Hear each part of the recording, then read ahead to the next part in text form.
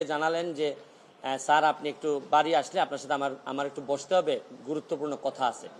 তো শুক্রবারে আমি বাড়ি যাওয়ার পর উনি দুপুরবেলা আমাকে বললেন, আমাকে একটা মেসেজ দেখালেন যে উনাকে একটা লোক 2-3 দিন ফোন করার পর উনি যখন আমলে নিচ্ছিলেন না তখন উনারে একটা মেসেজ দেয় যে ওই লোকটা, অজ্ঞাতনামা লোকটা আমার সাথে দেখা করতে চায়, কথা বলতে চায়, দেখা করতে চায় না, কথা বলতে চায়।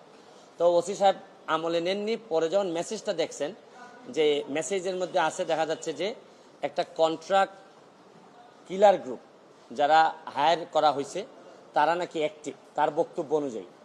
তো ওসি সাহেব আমারে উনার ফোন দিয়ে ওই অজ্ঞাতনামা ব্যক্তির সাথে ফোনে ধরাই দিলেন।